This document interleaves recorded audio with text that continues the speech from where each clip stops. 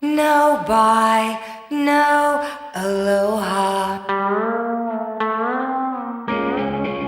We're on. Oh, sick. What's up, Sean? Hey, what's up, man? Sean Davidson on today. Hi. So what's going on with you, man? Oh, just a little of this, little of that. Same Been- story as everyone. Been sober since the beginning of the year. So what? That's like Relatively free of alcohol. 4.5 months, 5 months almost, Almost there. right? And you Yeah. did last year 6 months, 6 months, made it to my 30th birthday, which is June 11. And that's I pretty good. Fell off gloriously, but it was cool. It was there was good reason to drink. Yeah. Yeah, that's kind of. I haven't gone, man. I'd like to try to go. I remember a couple years back, Josh did that.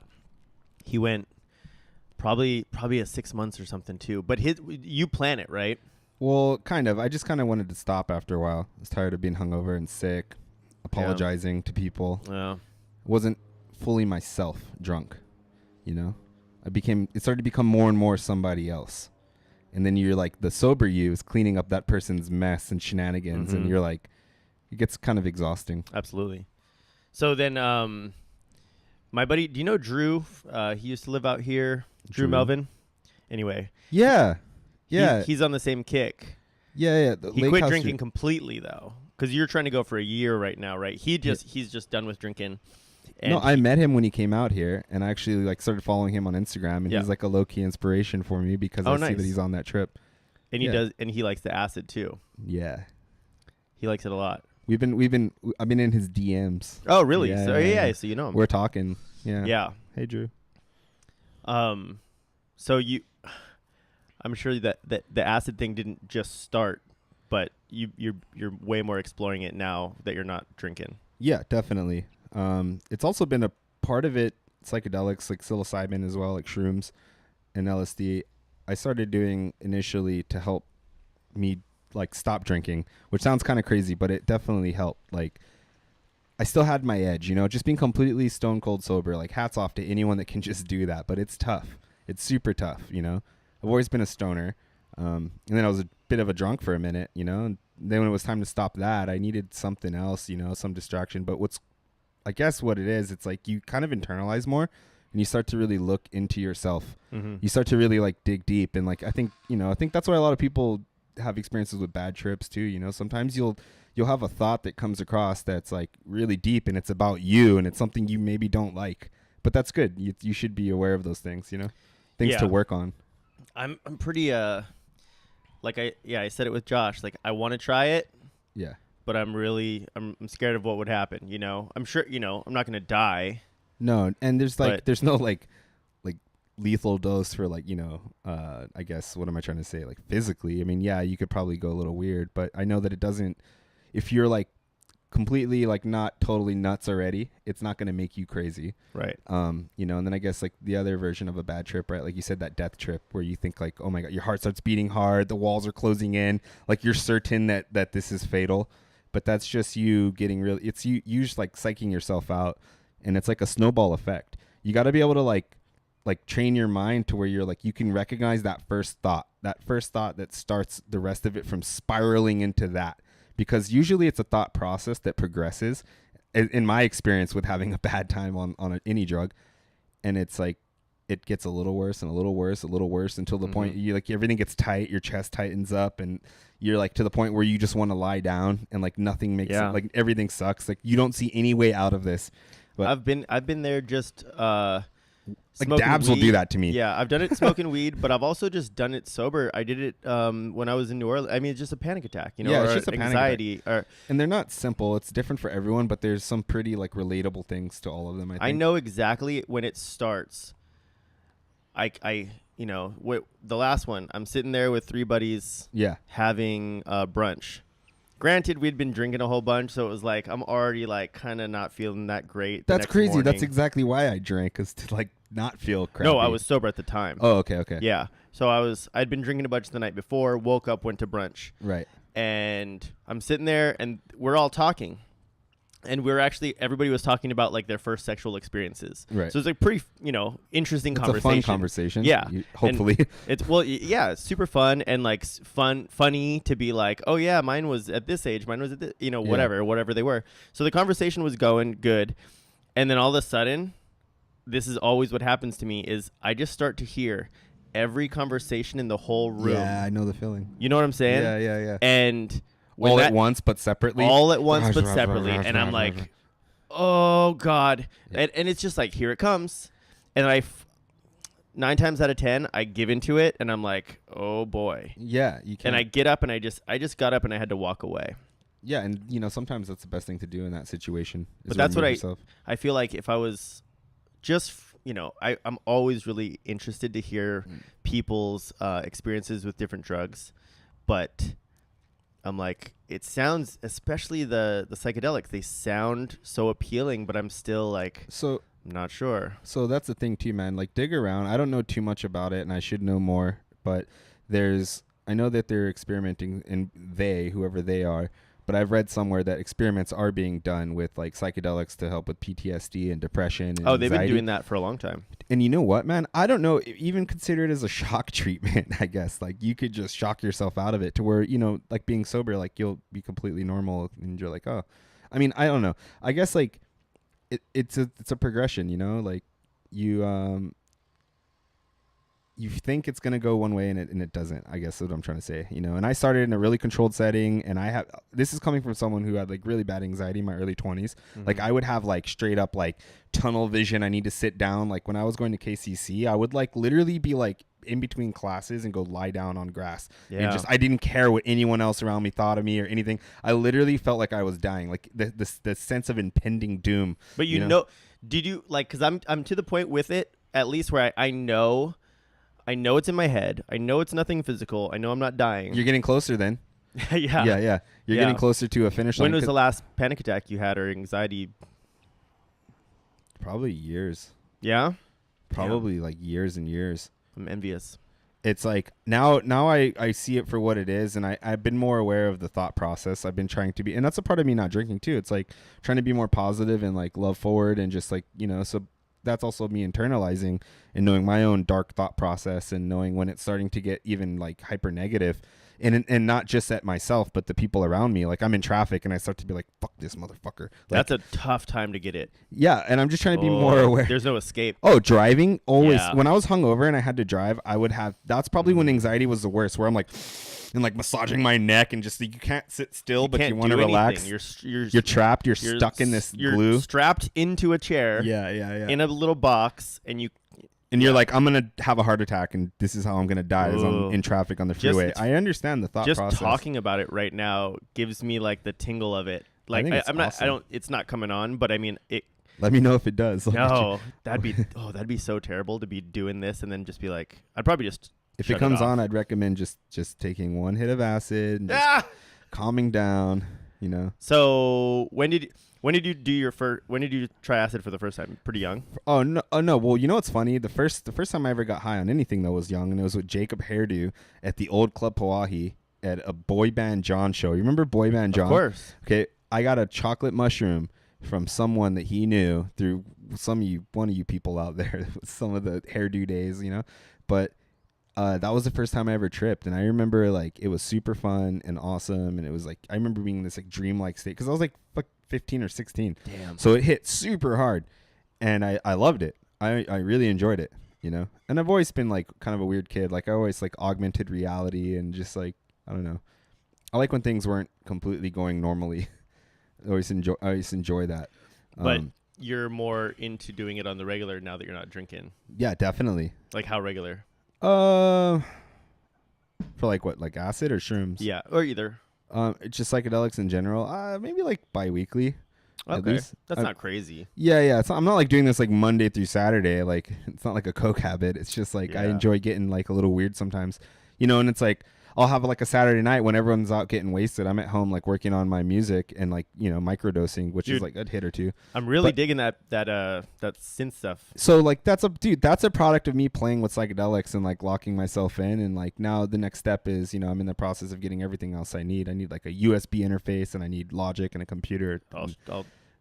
This that one one's right pretty. there. That one's pretty cool, and it's cheap. Yeah, because I was looking at one channel. What is that for? 4, yeah. Yeah, that'd be great too. That's all you need, really. I mean, all you need I for could like start a simple. That's a band right there. Mhm. I just need that, the microKORG, you could do that. the bass, the guitar. You could take the little 4-channel guy and bounce it down to one, Yeah. one, or you could do 4 and then do 4 more on top of it, then do 4 more on top of it. You know what I mean? Yeah, definitely. You can keep compounding it. I haven't used Logic in quite a while, but when I was I hear using that I've it, never used it. I hear It's- that's really the way to go. I'm sure it's a lot different than when I was using it. But what I was doing was I was building drum beats from Yeah. scratch. So you'd take a bar and you'd be like kick. So you'd be like 1, 2, 3, 4, 5, 6, 7, Right. 8 with the hi-hats. Lay those out, and then you would hit. On 1 you'd put the bass drum hit.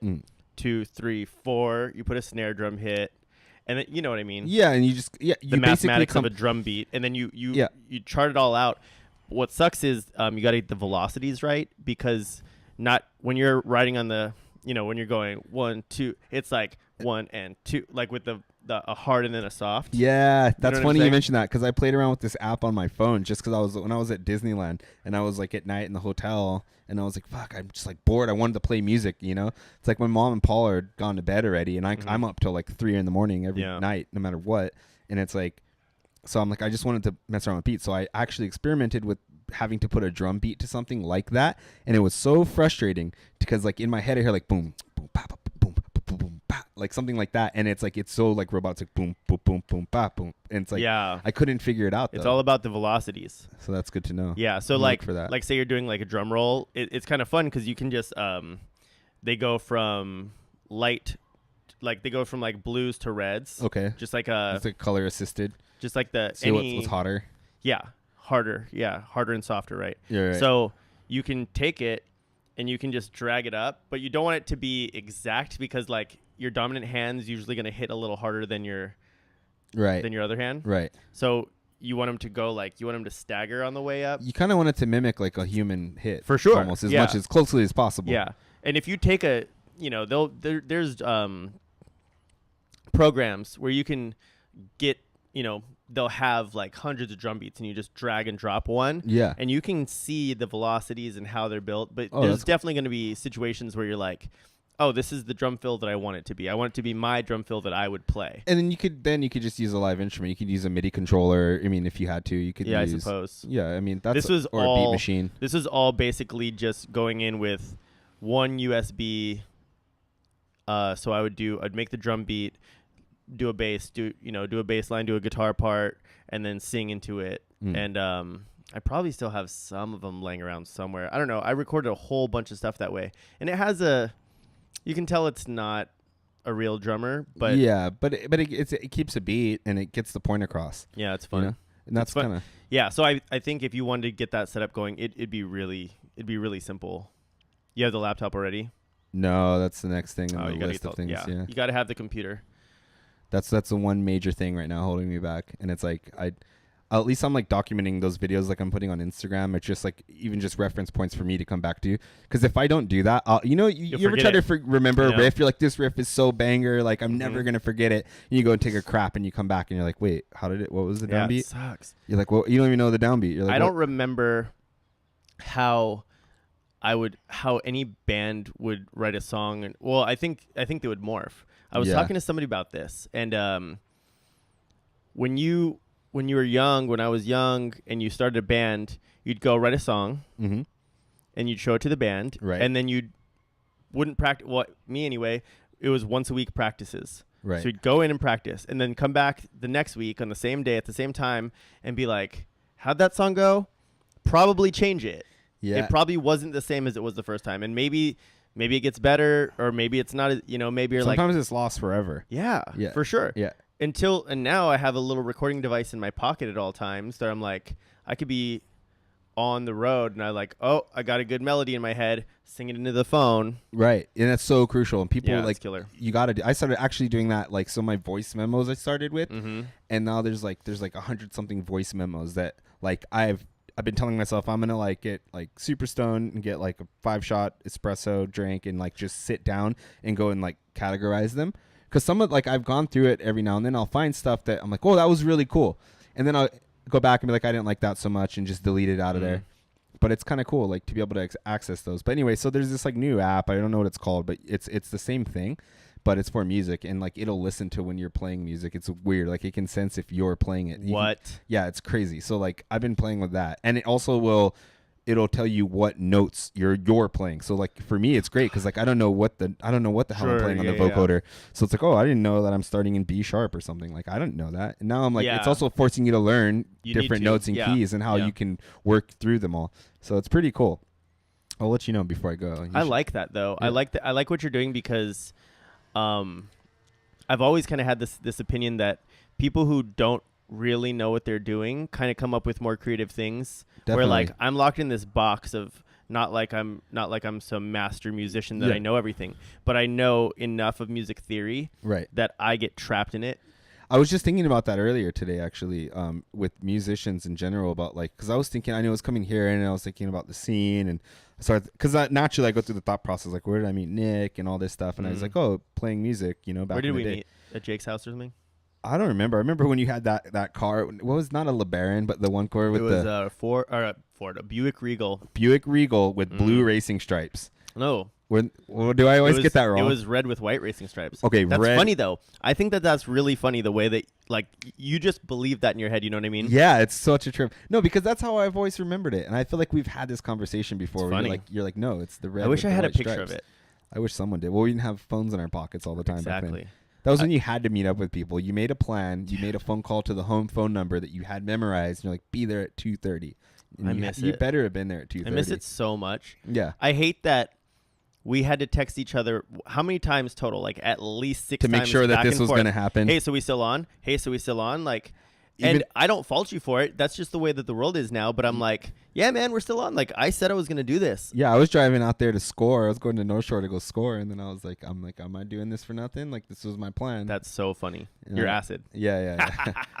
Which is Oh, dude. slowly coming on. Is But, it? How long does it take? like 45 minutes. Oh, Depends. Sometimes it'll dude, barely it's like, be kicking in by the time we're done. sometimes it's like it'll be like 15, like boom, like you're like whoa. Like actually the strongest stuff I've ever tried was like that, and it was at Maury's parents' house, and it was off a sugar cube that a buddy gave me, and he was like, it was in his fridge in his room, and he was like, and he had 5 sugar cubes. There's 5 of us total going up there, and he's like, you guys should take these. And I was like, oh, okay, cool. I was like, you know, synchronicities, weird stuff with psychedelics. I was like, I'll go with the flow. This seems like it's meant to be. So, and his thing was someone had given them to him a couple years before, and they just sat in the fridge. So he's like, they might be strong. They might be. Yeah. He's like, it might be 2 hits. I was like, he wasn't really sure, but we just charged on anyway. And that shit hit me in like fucking not even 12 minutes. I promise you. And it came hard and fast, and it was not fun. That was definitely a weird trip. Oh shit. Yeah. So like. You think it was because you just weren't prepared for it? I don't know. Maybe multiple things. There was a lot going on. I mean, the setting was amazing. The people I was around were really close friends. It was the classic, like, this should be a killer time. But I mean, I guess the girl I was dating at the time was having not such a great time. So I was like trying to console. But then as I'm consoling this person on the ground in front of the fire, like next thing you know, like I'm the one being like, my hair is getting pet, and they're like, you're all right. It's all good. Like, I don't even remember where it happened. But like all of a sudden, like I was now not having such a good time, which turned to both of us just locking ourselves in like the bedroom. And like we had like, everything sounded terrible. Like all music, all sound. We could hear our friends just like screaming like jackals down in the basement playing pool, and they just sounded so like I could just hear these like laughter, and I was like, everything sucks. And I remember one Radiohead song, and I wish I remember what song it was, but it was a Radiohead song that we ended up putting on loop for like until we passed out. Like we were like in a dark room, just like huddled in like a cuddled fetal position, listening to this music because we were both locked into this shit trip together. And I just remember listening to that one Radiohead song. We had agreed in our cuddle puddle of fear and darkness that this is the song, and like let's just put it on loop. And anyhow, so the positive to that story was when I got up, man, I was up at like 7:30 in the morning, made a coffee, like rolled a joint, went out to the garden, like looking at like the Channel Islands, and the shit was like it was like this mental purge of like negative energy came out, and I felt really nice. Like I felt like really, really good. It's like the Rick and Morty, like that detoxifier. Yep. It kind of was like the same kind of experience, you know, but without the sludge. Wow. So there was a positive to it. Yeah, I had It a just killer day. came and afterwards. yeah, and I woke up in a really good mood. And I knew that. And I knew that we had this, like, all right, well, party's over for us. Like, we're just going to bed because this is, like, going to be Damn. embarrassing. We can't be around our friends like this. Like, we need to go hide. And that's what we did, which is a bummer because if you'd seen this place, like, you'd want to be on LSD there and you'd Where want was to it? explore. It was in California. It was this, like, really cool house in California. But, no, good times. Yeah. So, yeah, I'm trying to think. Hey, do you got a lighter over there? I gave it to you over there. I think it fell. The purple one? Yeah. The pink one? I think I can reach it, though. Yeah, go for it. I'm going to go for it. I am trying now. Once you said that, I'm trying to remember when I first met you. I don't know. I would guess like Coffee Factory maybe. Did you go to Coffee That's Factory? exactly where we met. Yeah. Yeah, that would have to be. Wait, the one that's now the Lobster Farm, right? Yeah. Yeah. Lobster King. That place is smelly. It's funny because you were friends with my girlfriend's brother, right? So you guys were probably hanging out back then. Yeah, and I met everyone through Hairdo, actually, because I met him at Roosevelt. And the only reason I went up and talked to him is because he looked like no one else. This kid had, like, his skinny-ass legs with acid wash jeans on and, like, a Liberty Hawk. And I was like, I was attracted to that kind of person then, you know? Still am. Like, I never really liked everyone, like, the normals. But I also didn't dislike normals. I just wasn't as drawn to it, you know? But I myself, I just dressed like a fat skater kid. Like, I didn't really have any style. But, like, I thought all these other kids with style were super cool. And I liked the music. And I mean, Yeah. that's Tony Hawk Pro Skater 1 days, baby. Oh man, I love that game so much. That was my favorite thing ever. That was a killer game. When I actually got to test it out in I was in San Francisco when it first came out, and it was way harder. Back then, yeah. No, it was way harder. Wait, did you test it out again, like recently? I tested it out before it came out. Oh, okay. So this is a while ago. So it like they had to make it easier, I think, to make it So you could just playable. button mash and be crazy. Because I mean, now they have that game Skate, which is actually That game's hard. yeah, it's difficult. Like I've- it's like you played actually it? skating. I played it a little bit, and I was like, I don't have time for this. Oh, years ago, man. Like when I was like 22 and I had an Xbox, I tweaked Skate, and I liked that because it was super, like the way you had to shift and move your feet was a Yeah. little more satisfying. Yeah. And if you could get better at it with the controls, like your style would improve. And that is like skateboarding. Like style is everything. Like how clean you it would move. remember you. Well, See, I can't. No, it's just you would get the movements down. So your thumbs get like a muscle memory going where you know how to like okay. Got kind it. of like work tricks on the board. I mean, it's still a video game, but like once you get it where you're like, I wanted to kick flip like crooks, like, you know, shove it out, something weird, like, and you do that because you can do that. It feels good. It's like those kids who are sick at tech deck that could call their Yeah. tricks. Like, oh, tray flip, and you just got it. No way. That's so ridiculous. What about tech decks? Whatever happened to tech decks? They're They're still around, huh? I saw somebody with one not too They're, long ago. they're in all the teachers' cabinets, is where they all are. Yeah. There's a huge collection up here at Roosevelt. I had like couple of mine. a bootleg one. It was all plastic. Oh, those ones are so lame. It was the worst. You Man. couldn't change the wheels. You couldn't change the Oh, truck. this is the ghetto ones. Yeah. I know I think I know. I which think it one. was a keychain actually. Yeah, I think I know the one you're talking about. Dude, That's that's so so funny. funny. So do you have like an actual job now, or are you just chefing? Just Like, private chefing. that's sick, man. Yeah, it's funny too. It is like, so I'm an independent contractor in that sense, and you know we do the taco thing sometimes. Right. And we did it a couple times at Hawaiian Brian's, but we're now like looking at Who's we? my friend Carlos. Oh, you have a partner. Yeah, Okay. definitely. Te amo mucho, gordito. I'm gonna make him watch this so he can just hear that. So when did that start? It's been a couple months. I think a little around after New Year's. We'd always tossed around the idea. Then one day I was just bored and I had the money to go to Costco to get all the stuff that I needed, and I was like, let's just do it. Damn. And, you know, and How did you end up getting clients? Preston let us do a couple pop-ups over at Hawaiian Brian's at the food. So he would This just, is the taco thing. yeah. Okay. Oh, you want to do private chef? That's tacos. Both. I mean, Yeah, both. that's a taco thing. But anyway, that's still in the works, actually. We're like talking about getting some equipment and getting like a lime green tint to stay with that color scheme, like Yeah. the Brunky painting. Mhm. Oh, should I not say that? No. Okay. Anyway, but the painting itself, and keep that, because like I really love that logo, and it was something that we thought about and like had our friend paint, It's super and sick. we're like couldn't be more stoked with it. Like it was so cool. It's cooler than I even imagined. Like, and I think that's like it's memorable. I mean, I could see it on a truck. Right. And that lime Like, green, Yeah, it's so Like, killer. like that's like we didn't Do you even want to think get? of Are you that. gonna get a truck? I don't know, man. I don't really I don't know how invested we really are into it. Like we just want to do pop-ups and have fun with it. I don't know. Like I feel like if you start to make it too real and turn it into this big thing, I'll start to hate it. I don't know. But maybe Yeah. I'm just lazy and scared. I don't know, but No, I think because cooking is kind of your art form, right? More than music. Like Yeah. it's a more serious one anyway. well, for it's you. the one that pays. Yeah. It's not the one I'd prefer to. I'd rather make music pay, but I mean, I'm not really doing much to make that a reality. I would. Slowly, I don't.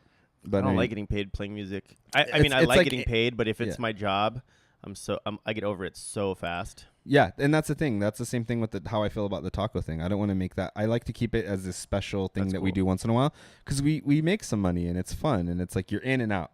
You know, it's like a Mhm. little fling, and you'll never grow to hate it or start to find reasons to dislike it in Should general. do like a first Friday or something or Well, we started don't like know. contacting people, but actually Serena was super big help and gave me some emails that I could people I could hit up, and I did, and I just never heard back from those guys. But I didn't really push the issue, and I probably should. I just be really annoying until they respond.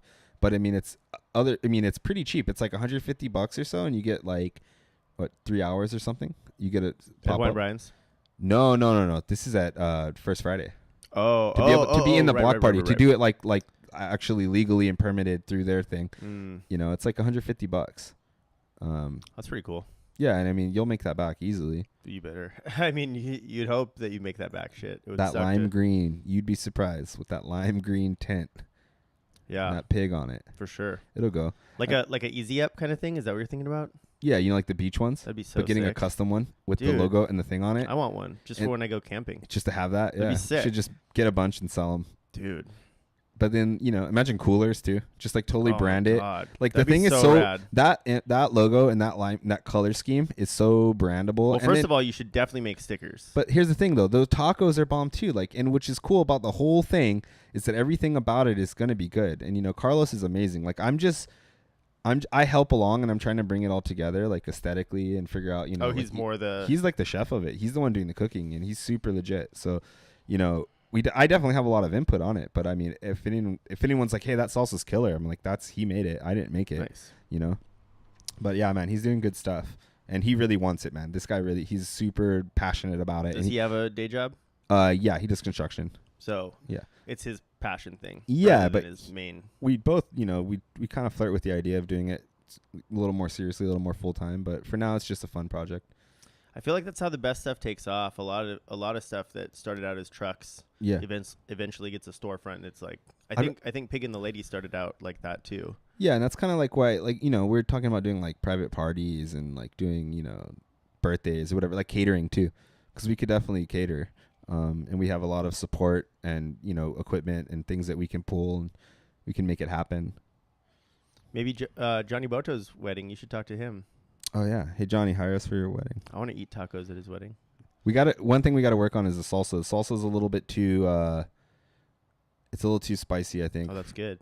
Yeah, you'd think so, but I think for the public, you got to Right. like what we think isn't hot anymore and like is mellow. People are like, "Whoa, it's so spicy," and Yeah, I'm like, what I went through a phase where I was eating all these hot sauces, Yeah, and my tolerance became stupid. it happens. Yeah, it's weird. This But- little doobie. I did want to know the private chef thing. So that's like that I did get through. I was working in restaurants full time, and I had a friend who had an in on this. He knew all the concierges who basically run all these private luxury vacation rentals. Like a lot of them are Oh. beachfront and all that. So those people, when their clients come in and they're like, "Hey, we need a chef," or "We would like to hire a chef," then they reach out to a second party, which would be a person that I work under, which reaches out to someone like me who can then go and take a menu, do the shopping, prep it, cook it, talk story, clean up, and that's essentially what we do. But you have to know someone, and I knew someone to get started. That's what I was wondering. Yeah. How you broke into that. And I think about marketing myself. My mom's pushing me to market myself and create a site. And I have a domain name, which I don't want to share because it's an incomplete website. But, I have bellyofthebeastpodcast.com, but you can't. There's nothing on it if you look. well, the concept is called what is it? Compact Chef. Sorry. Compact Chef. Yeah. I actually want to do like Pocket Chef, but that was taken. There's a bunch Damn. of names taken. So I just, I don't know if that'll be the permanent one, but I think if I do it, it'll be It's there. good to get them. Right. Well, What is it? It's like what, like $12 to buy Yeah, it for the year. Or something unless like that. unless the name is bangers, dude. I've thought of ideas where the name is so fire, and then you put it in, and it's like they want Taken. like no, they want a lot of money for it. Really? Yeah, like the one I got was like $37, and then another one I wanted, they wanted something like $2,700. Whoa. And it was like, and then they explain to you, here's why, like, because you're It's really good. Yeah, yeah. They're like, we Oh, know this is damn. good, so it costs more. What a shame. Yeah, super lame. So, because like a lot of people, they go and buy up these domains, or they think up really cool names for companies or concepts that don't exist. So, like, you're hoping that the next Google lands on what your shit is, so that you Yeah. can be like, oh, I want $20 million for this, and then they'll pay you. Damn. Scumbags. So what do? You just show up with like coolers, and you don't have. You're showing up to places that have a good kitchen. Yeah, all of these kitchens are always like Yeah. Oprah's vacation home. Like, So you it's just show up with like your knives. knives, your coat, a good attitude, good. They have the menu. food. No, you do everything. Like, you just show up with all the things and send them Okay. a bill. So, we do all the shopping, all the prep, I even clean their fridge for them. I Nice. organize it. You'd be surprised. Oh, man. and you leave them with the leftovers and everything. Oh, yeah. all You set box it up, Yeah. keep it tight all the way through. That's rad, man. That sounds fun. And it's great. Like, And you kind of hang out with them a little bit sometimes. sometimes a little Sometimes. too much. Sometimes some people rage, dude. Yeah, I bet they're here on vacation from the mainland, right? Some people, like, I don't drink. One of the last parties I had was right before New Year's too, and it was like I knew I was about to not drink again and all that. But this family, like, this guy would walk around with a ladle, and you would say, Kat was there actually. Kat Guzman was the one he worked with me. Super cool family, dude. And we'd be like, ladle, and this guy would run into the kitchen with a 6-ounce ladle and a bottle of Jameson and fill it to the top and like pour it into your mouth. 6 ounces. Yeah, dude. Like, I mean, I Whoa. ended up sleeping there twice because they were like, yeah, just stay and party with us and you can crash the couch. Like, That's because so this was in rad. North Shore, I and mean, if a family has enough money to be getting a private chef, yeah, I would assume that they're going to be partying. yeah. No, they party. And it was a trip though, because a lot of them were doctors, and I was like, dude, you guys like doctors? Honestly, I've cooked for a lot of doctors. They rage. Doctors drink like fucking crazy people. That's crazy. It's insane. Like, they're the people that tell you should be mellow and like take care of yourself. Right. And these guys get wasted, but they drink a lot of Pedialyte. Do they really? Yeah, that's where I learned about Pedialyte Yeah. as a hangover cure. Or yeah, it's like, Evan does that. it Couple. works. It's like a Gatorade mixed with an IV. Yeah. It's so good. I've always wanted somebody to hook me up with an IV. I heard that that's like instant hangover cure. Yeah, I think they do that in Vegas, but it's expensive. I think it's like Yeah. $1,000 or something. It's pretty pricey. I've seen. I think when I was in LA, I saw ads for it somewhere, or maybe it was Vegas. I was just out there not too long ago. It's probably Vegas. I mean, that's the kind of town where when money's up, and those are some epic hangovers you're gonna get in Vegas. Yeah, Dude. what was I gonna ask you? Dang it! It was just on the tip of my tongue, and then I just forgot it. I'm gonna eat that last hit of acid, by the way. Nice. Is it kicking in? Yeah. Nice. You want some joint? Yeah, I'll do a little. It's a little bit. tiny guy. This thing is fucking huge. Oh no. Did I just drop it? Uh-oh. I dropped it. Oh. Hope your cat doesn't eat that. Hope you don't eat that. What if you're sleeping on the couch and it goes in your mouth? Don't Oh blame my me. god! If my cat ate that, Jesus. Your cat would be fine, dude. Your cat would come back with jewelry on. Oh, I know. That's what I was thinking about earlier, asking you. So has there been anything? Because you've been on this like no alcohol, only psychedelics kick for like Yeah. a few months now. Yeah. Has there been anything where you're just like, bing, like there's something I figured out. There's something I figured out. Or is Like it not about like that? myself or just Yeah. in general? Yeah, definitely. All kinds of things. But definitely being more patient. I've been more patient person and working on like, I don't know, it's just like not letting little things bother me. That was like a Yeah. big click for me. I don't know where it came, but I just remember being in line and something happening. I was like in line to go to the bank and like something going on made you feel like uncomfortable and you're like, oh fuck, I'm not gonna feel this way. Like, I just try not to let outside things affect how I feel anymore. Mhm. Maybe that was my big pop, I guess, what I'm trying to say. Yeah, I was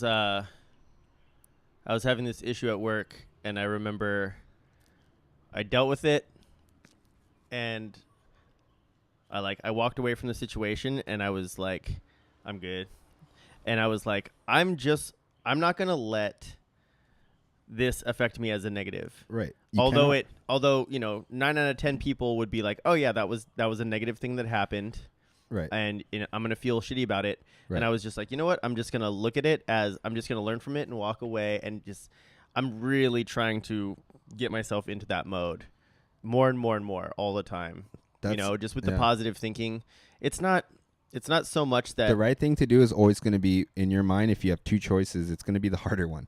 That's what you're supposed to do. Oh yeah. Think about it that way. Like, okay, how easy is it to just get upset or get impatient or just verbally abuse someone? It's so fucking easy to like swallow your pride and whatever it is that makes you feel like you've got to outlet or what's the word, like lash out. Yeah. It's so much more difficult to do that. Break down the situation and be like, no, it's not worth that energy from me, and I shouldn't be putting that energy out there. That takes effort, and that's why nobody wants to do that. That's why everyone's defaults are usually kind of shitty.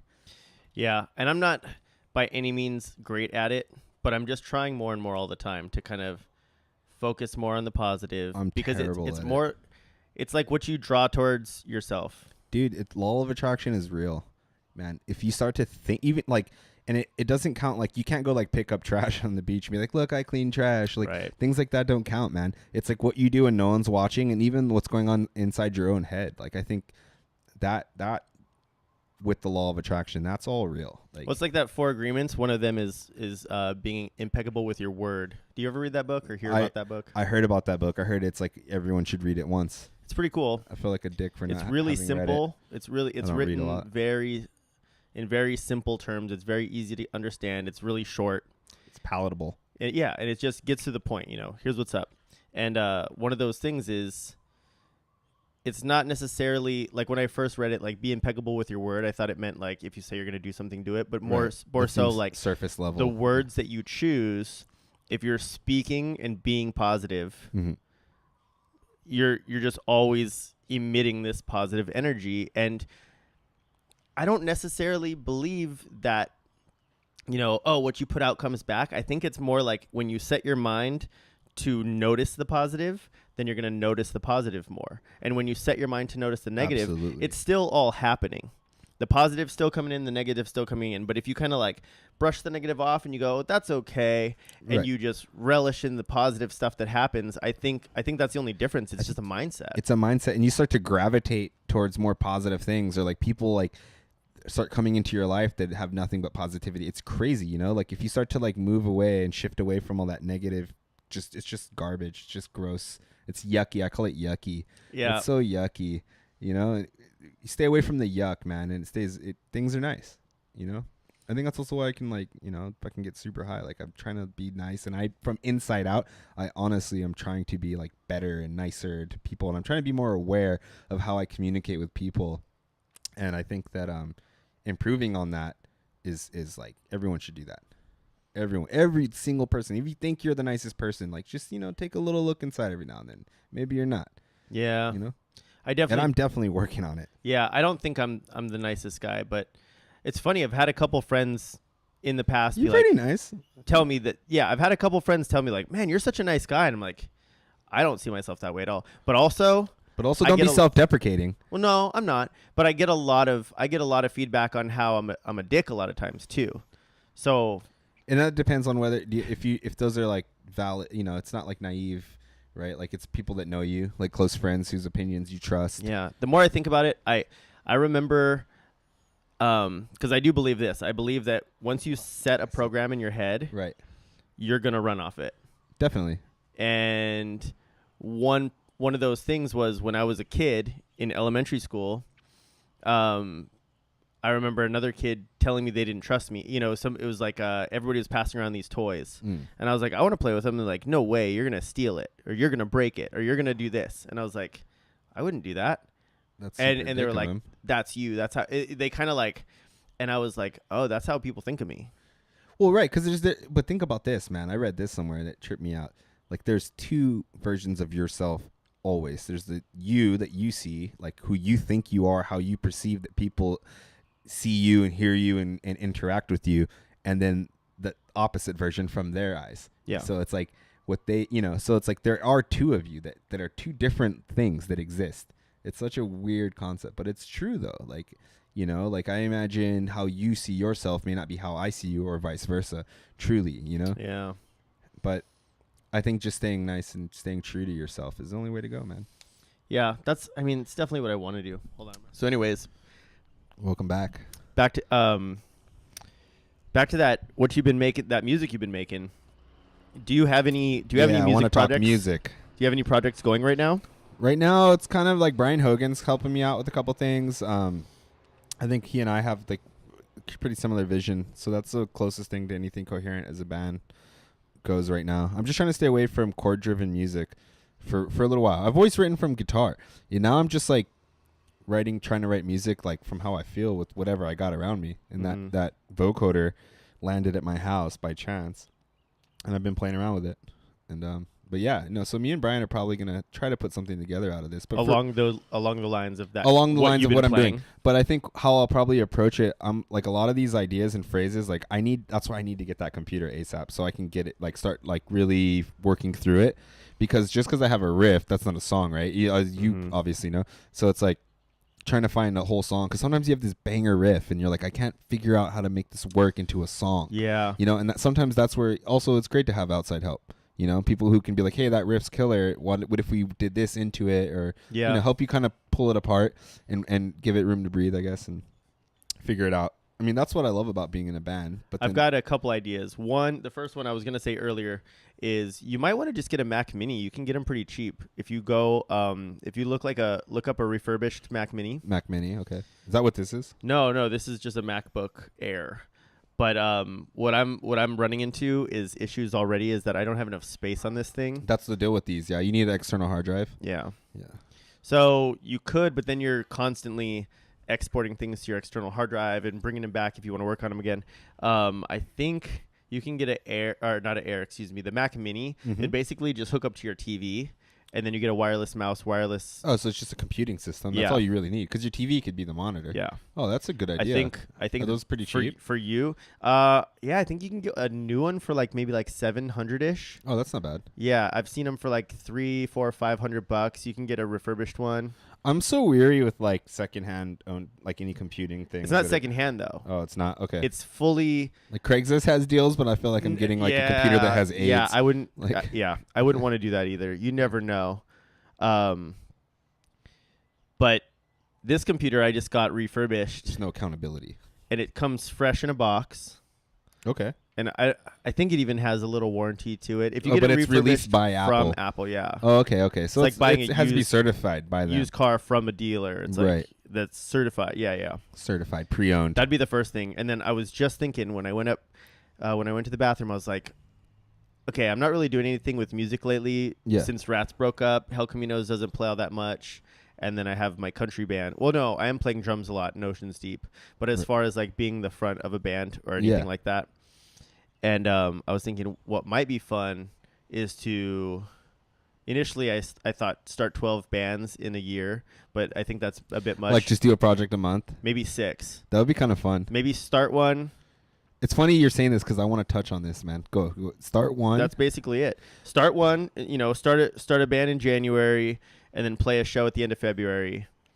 And then okay, see you later. And then March start another band and then play a show in April or whatever. So like every other month, play a show with a new band. Okay. So it keeps like it's like a leapfrog. Yeah. The only thing that I think would suck is if you really liked the songs and you wanted to play them more, or if people really liked it and they're like, "Oh, that was a good band. Do it again." You're like, "No, we're not doing it again." This is what I wanted to touch on too, because like from playing back in the day, like when Animal Mother Days, we were playing a lot, and Dunes played a lot, and I got tired of my own stuff, and I was thinking like the scene here is so small.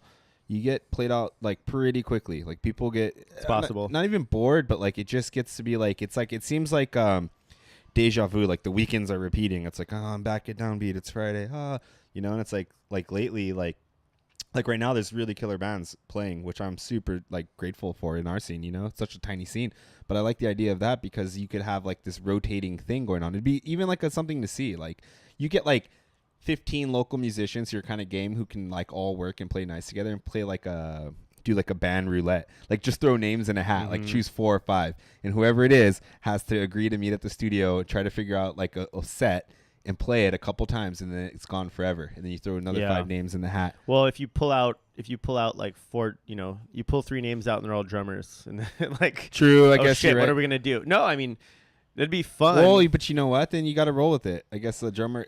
I mean, there's enough people out Yeah, there but that you can play a multiple couple things. Yeah, that you would figure it out. You'd figure it out. But I'm trying to think of like, well, who There's would also it be? some drummers who are killer, and like they touch a guitar and they look like a newborn baby. They're like, I don't know what to do with this. Yeah.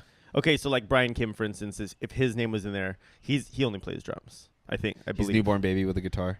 Yeah, I think. Oh, actually, Sublime by the Campfire. we were in maybe. a band together a long time ago, and he wrote a song on guitar, lyrics what's and the guitar part. It was really simple. It was 2 chords, but I mean, it was. Yeah, LBK. But I think, I don't think he would want to play anything other than drums, in a band for real. Comfortably, yeah, I like think. live. I could be wrong, but that would be interesting. I guess that's what open mics are for, I suppose. But it would be cool if like more people went to like, instead of open mic, we had like hosted like an open jam. It always sounds good in theory, but nobody really has the balls to go up there and do it. Like some friends do, but then it'll just be the same people. It'll be the same core group. It can of get people. messy. It can get but I don't know. That's fun too. It can go bad. You definitely need somebody to be leading it. In my opinion, True. definitely need somebody to kind of be like pushing it along. Or else everyone's gonna be standing around, kind of like putzing with phrasing. I mean, Everyone's playing something different. you could open jam the same 2 chords for like half an hour, and you'd be like, oh Jesus, you know what I mean? Especially if you're, I don't know. There's got to be a time limit to the jam, I suppose. Yeah, I think that would really be fun, but it would only be it'd be fun for me to do if I was like, okay, I'm gonna start 6 new bands in a year, and that's kind of what I'm gonna do, and I don't have to get too ambitious. Maybe just 6 songs. I was 6 thinking songs per band. I was thinking like doing a trap, like Chinatown trap music, like That'd be super cool. ratchet beats, like as ratchet as possible. Oh, Like, that's what you're. Yeah, I remember you Yeah. saying something about that. I would love to do that, to be able to produce those beats and do that just for fun, and just really get like really loaded and go and play a show like fully in character, like just be super extra, like that would be super fun. But you know what? I think it'd be entertaining, Hopefully, the only Yeah. thing I think is that nobody would come because they wouldn't it's know what it was. They'd be like, "What is this? Oh, you started a new band? Oh yeah, maybe I'll check it out." No, you don't even, not for like the downbeat scene even, like try like go and play, like it'd be funny to like do like a mockumentary where you're like I'm gonna become a trap superstar, and then you go and like try to infiltrate that scene but like be fully in character, like just go swing for the It'd fences. be funny. You might get G-checked though to be ready for that. Yeah, It's a part of it, I suppose. I think if you're good enough, I remember hearing these stories from way back before I was going to shows. So there were these punk bands, and from what I remember, they were kind of like ripping on these guys that were playing like indie rock or something. Right. And so the indie rocker guys were like, okay, we'll start a punk band. That stuff's easy. Yeah. And they went and they started a punk band. They came back and they played, and all the punk guys were like, damn it, it's really good. Yeah. And it was like a joke to them. Be careful who you call out musically. Huh? That's funny. I'm so past that, though. I don't even care. I don't like. That kind of stuff, that's weird. For me, I just want to like honestly, my only ambition for it at all is to put on a show, be entertaining, and like try to be fun. Like I want people to go to the show and have fun. Absolutely. I'm all And about that. I think that's like the only end game that should matter. And you got to dig it too. Like I'm being more like hypercritical. Like if I don't like it now, which is super hard to say. Like, do you experience like if you write music, you kind of sometimes don't like it as much in the moment, and you're like, it's kind of whatever, and then you like don't listen to it for a long time, and then you pick it up, and you're like, oh, I like that, and it's like a song that you made, but like usually at first I hate anything I have anything to do with. I hate it at first until it's acceptable enough to show other people in real life, and then I end up liking it a lot later. I'm really not weird. like that. I mean, if I didn't like it in the first place, I wouldn't continue with it. Right, but I mean, it's not like I don't like it. I feel like it always needs like more, or it's not finished. I guess that's a better way to put it. I feel like it's not finished, and I hate the end result of it. It's not that conceptually I don't like it. It's that like, Right. oh, I think that the drum track's weak, or I think that we could have got a better guitar take, or like my tone sucks, or all these little things that really drive you nuts. But I wonder if like some people don't even notice, like people that are like out there listening. I would say they probably definitely don't. But I was like, 'Cause, like I wouldn't notice the things that piss me off about my own tracks years later. But like I don't hear it anymore. What I once heard. yeah, I was actually watching a video the other day of a band Adrian was in with Brian Kim and Jesse called Make the Change. And it was like especially like when the Hawaii hardcore scene was going off. Yeah. It was really going off. Like I think this was I think it was probably around like 2007, 8. Yeah. And I was living in the mainland. I came back, so I was actually at the show. BBJ put it up on the 808 scene on YouTube, and somebody made a reference to his YouTube channel the other day, and I was like, "Oh yeah, I want to look it up." I was looking for something, and then I was like scrolling through, and I was like, "Man, this is so cool." It was so cool that he did that. He categorized, And it was like super organized. well, it's just, I mean, if you go on YouTube and you go you search 808 scene BBJ, I remember 808 you'll find his all the episodes. I think he was airing them on Olelo. That was a thing for a bit. Yeah. Weren't they doing shows there for a while? So that's where they filmed it. So Okay. that band with Adrian and Brian, and I watched the whole set, and I remember being at that show. But I remember, sorry, Adrian, but I was like, yeah, that guitar tone's got to go. Like, Yeah. I like you were saying, you know what I mean? Like, but at the time, I was like, yeah, this stuff sounds great. You know what I Yeah. mean? I kind of did those things become more of a change. tone snob as time went on.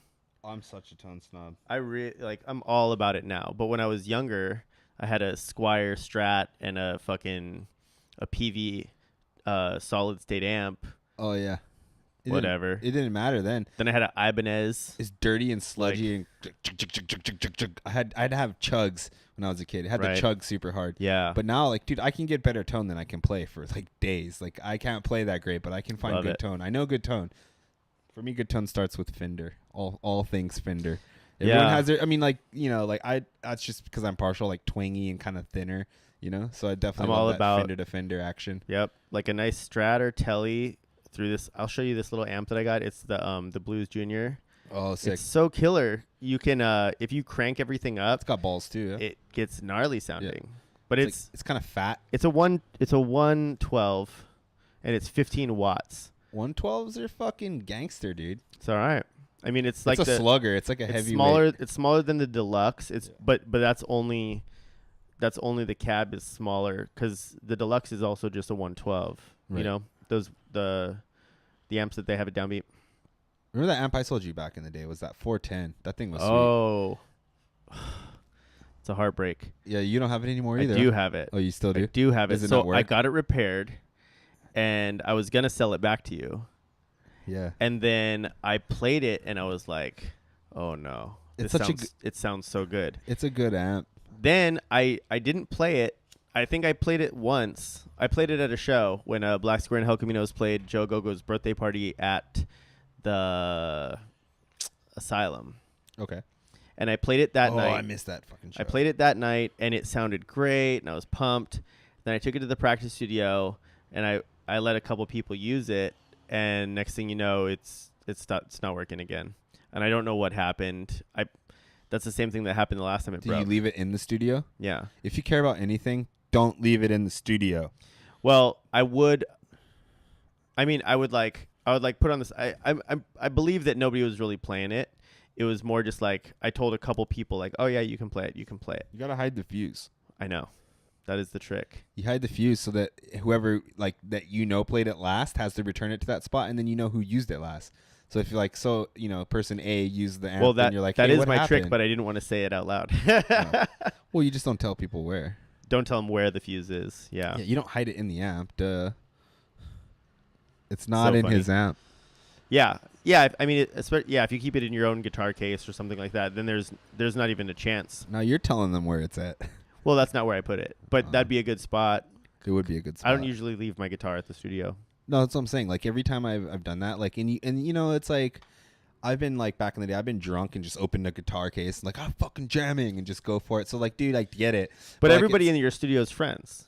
right, but it still sucks that your shit gets abused. You know, people like are gonna leave your shit unplugged or like, like if you're not there watching your gear and you have good gear, like like people are gonna just do whatever they want to it. You know, no one's Yeah, gonna treat it it like they own happens. it. Like that's different when it's your gear, and it's just like studio etiquette though. Yeah, you gotta ask before you use people's shit. Some people Hopefully. get fucking nuts about it. Yeah, me and Josh kind of have a deal.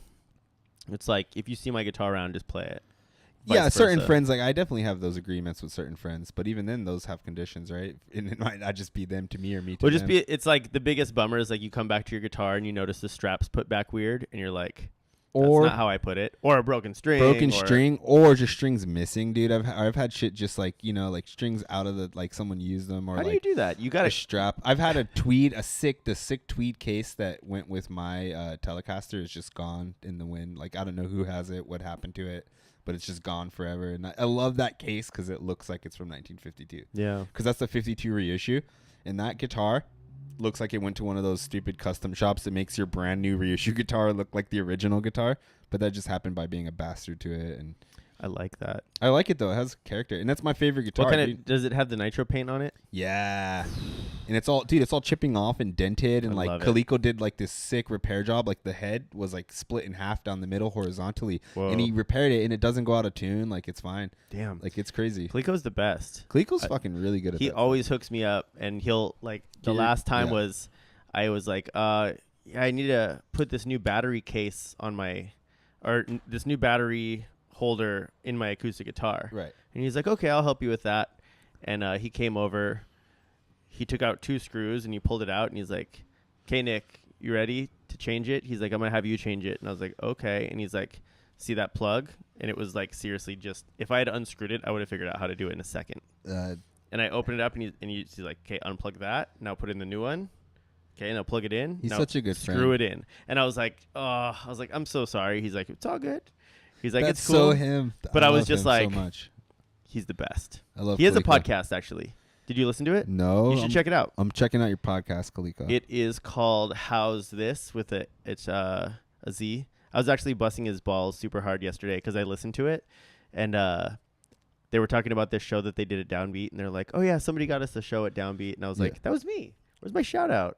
Yeah. And so I was like, oh, I see how it is. He And just he's got a free shout out here. like, that's kind of why. I mean, like, I don't care. I was just busting his balls about it. Yeah. But he's like, no, oh man, he's like, oh, that's not how it is. And I was like, no, I see how it is. I was like, I'm gonna give you a shout out on mine. Yeah. There it was. Hey, Coleco's the man at fixing guitars. No, he's and the best, dude. He's the best. And he'll like he's gonna underbid you. Like it's gonna be so cheap. And you're gonna be like, he's gonna be like, just give me like $40 or something. And it's like, Dude. you go to a guitar shop, it's like a $350 job or something stupid. I think he would always I think him and Adrian would always do guitars, right? Because I have the old gold top that Adrian used to have. Do you remember that guitar? all Adrian's Frankenstein guitars. Yeah, but it's great. And but Adrian was great because he would like get a guitar made or Yeah. or build or whatever he would do, and then he'd get over it and just Yeah. be like, $300. Yeah, because you would be no, that's funny because I was often down river of a lot of those guitars. Like I got a couple You're from Adrian. stoked.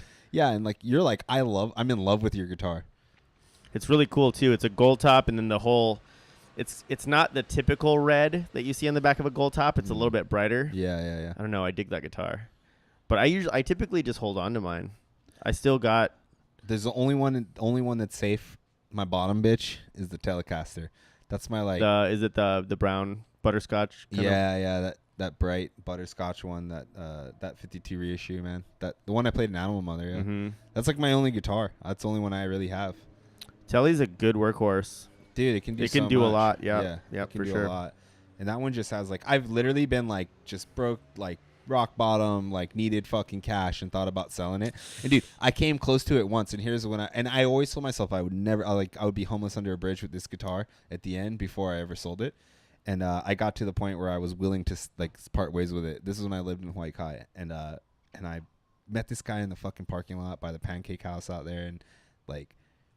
He was just like looking at it like it was such a piece of shit to him, you know, and just like the whole Craigslist lowball game, like it has, and I said it has some like I told him about the dents and damage and the story of it, and I was like, but it looks cool. It still once was a $1,500 guitar. It's still a good guitar, and I was asking like dirt for it, you know, like total crackhead move, and.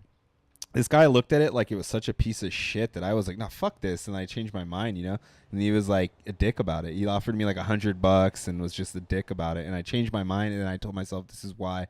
Like then at that moment though, it was like the emotional attachment just rushed in. The worst. And I was like, "What are you doing, you moron?" Like if there was another one of me, I would have beat the shit out of myself, you know. It's the worst. I I love and hate that whole haggling thing. When I bought my car, It's only fun in foreign countries, and you're the haggler. it's not that fun.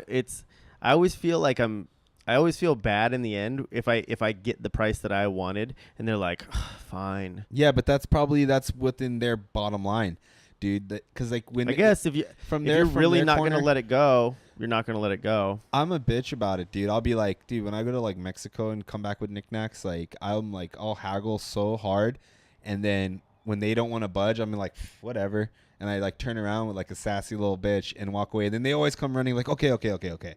Because I know it's shit's fucking cheap, and they're still making money. You're not screwing someone, dude. They're making money still. Yeah. But you're not. Yeah, but you also know you're getting fucked up front. Usually they're asking like something crazy, Something like, stupid. like a Mexican blanket like this. They want like $85. You're like, get the fuck out of town. Like, Yeah, see, ain't exactly. Look, Ain't happening.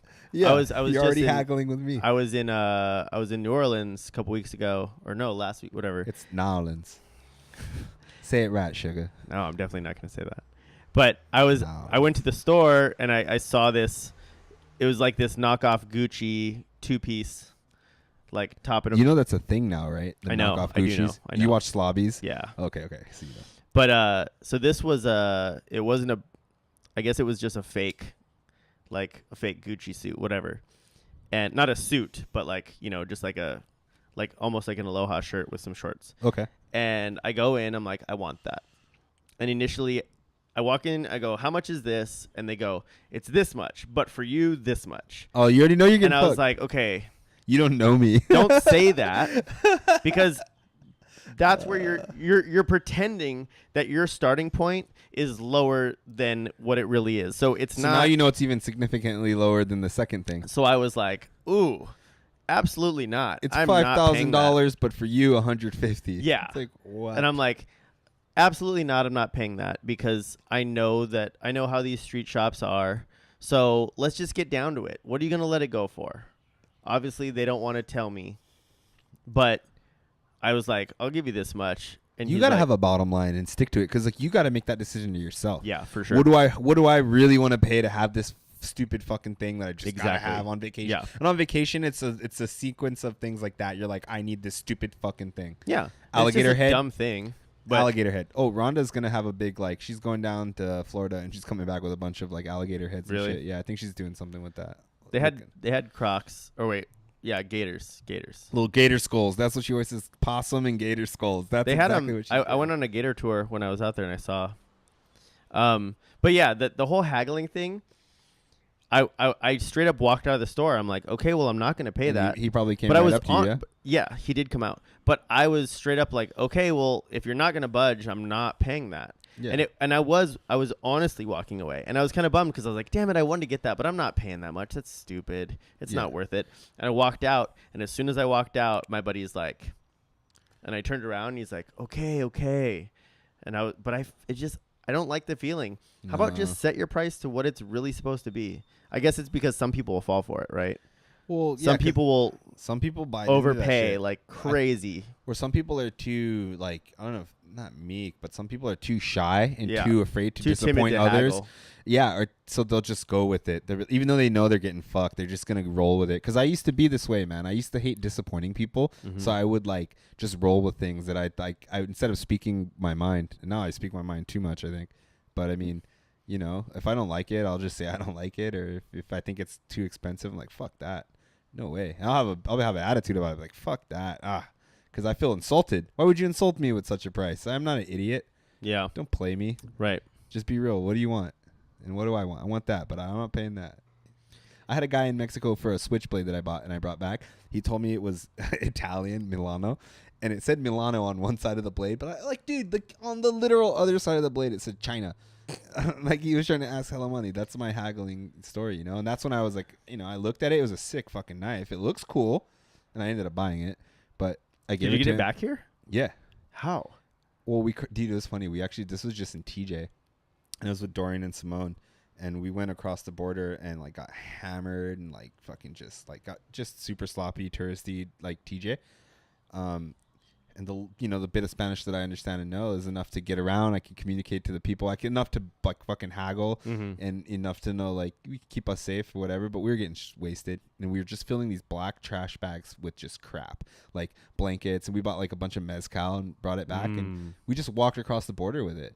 And I'm not even kidding you. Like I literally like walked in a line to go through immigration to come back onto like the Chula Vista side, and I had this giant trash bag full of like I had blankets and like mezcal and just all kinds of crap that we got in Mexico, like a full on trash bag. And the immigration just asked me what was in it, and I was like some blankets and bottles of mezcal, and they just like stamped the passport and passed me through.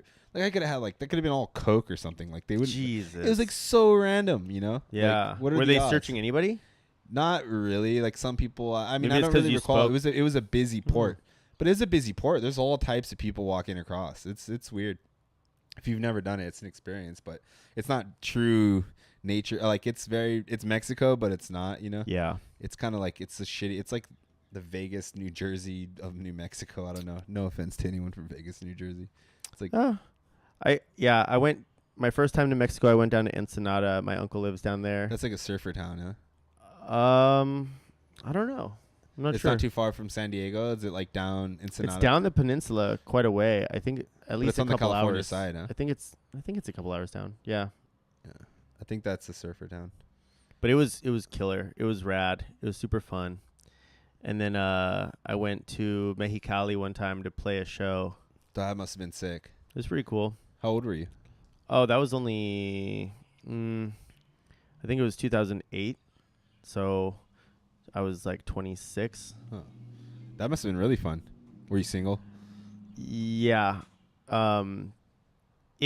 So that was right around the time when they were doing all that like you would see on the news, like don't go to Mexico, don't go to Mexico, don't go to Mexico. Sketch balls. That's what the news was saying. But the guys in the band I was in LA were Mexican dudes, and they're like, oh yeah, like we got this show booked, and then we got this one, and it's in Mexicali and whatever. And I was like, what? We're going to Mexico? And I was like, you're not supposed to go to Mexico. And they're like, what are you talking about? It's fine. And I was like, is it fine? Because I don't know. Like I'm seeing all this stuff, and somebody, I think maybe the booking agent or somebody was like, well, I'll call the guy in Mexico and see what he says. Yeah. So he called him. He's like, They're going to tell you it's G. should we? Yeah, of course. So they call him and they're like, oh yeah, should Mexicans. we come? Is it going to be a big It deal? could be a neighborhood where someone just got shot outside, and they're going to be like, oh, yeah, it's fine. This place Yeah. is chill. So they straight up were like, just come, it's fine. And I was like, God damn it. So I called my uncle who lives in Ensenada, and I was like, hey, what do you think? Should I go to Mexico? He's like, you should always go to Mexico. It's great. It's always fun. It's It's always great. a good idea. And so he was like, I'll come up there and meet you. And then that made me feel a little bit more at ease. And I went, and yeah, it was totally fine. I mean, it was just, it's not too far over the border. So you're safe. You can run home quick. Went and I did our thing. I heard that the border towns are the worst, though. Yeah, they're kind of like grimier. Like down towards like the coast. Like, dude, like Oaxaca, dude. I want to go there so bad. I've never been. That's like surfy, jungly, like really cool vibes. Eat some really cool old school food like al pastor, like cooked in like stone in the ground. Like it's crazy too, man. Like sorry, I'm like segueing into this, but like they have like the similarities between like Polynesian cooking techniques and like the ancient people of Mexico's cooking techniques. It's so cool. Really? Like, it's very similar. Burying stuff. Well, I mean, a lot of ancient cultures did that, but like with the wrapping with the leaves and all that kind of stuff. Bury it and make an oven underground. Get stones really hot, bury it, wrap it in leaf. A lot of fish. But see, what Mexico has is like a lot of different, like they have all kinds of chilies, all kinds of spices, all kinds of peppers. Like the achote. Dude, like I saw this video of these old ladies making like al pastor. You've had al pastor, right? So it usually starts with an achote paste, which we get in like a little block. Like these ladies are like pulling it from the plant, like right there, and like opening seeds and grinding it and like making a marinade for al pastor like that. And then they cook it, like they wrap it in leaves and shit and cook it in the ground. What makes it, like, what's the difference between just pork and el pastor? Al pastor is the marinade. It's like the Okay. pineapple and achote. But it's got to be pork, right? Yeah, pork for sure. I mean, you can use that marinade on anything. You can put it with fish. You can do whatever you got to eat. But I think traditionally it's pork. Mm-hmm. I didn't know that. I thought that just meant pork. Like carne asada. Oh, no. That Carne just means asada steak, it's right? like marinated meat. Yeah. It's just steak. Like so you could put salt and pepper on it and call it carne asada. Yeah. Yeah. It just sells in like white people in the south, like the southern border towns. Is there another word for pork? Cerdo, Oh. marrano. Well, marrano's like a pig, like a fat sloppy guy. Mm-hmm. Pinche marrano. Don't be that. That's like our guy on our logo. Yeah, Yeah. the pig. I love that logo. He needs to be a little greasier, I think, huh? He looks a little nice. Sweat stains, maybe. Maybe sweat stains. I think like more tattoos. I'm trying to. Yeah, is his shirt? He's just wearing a wife. He's got a wife right? beater. Yeah, But it definitely needs to be a little Stains. more worn. Yeah. Stains. Like the sweat collar. yeah, That yellow. for sure. That would do it for sure. Well, shit, man. I think we'll wrap it up here. Let's do it. Yeah, thanks, man.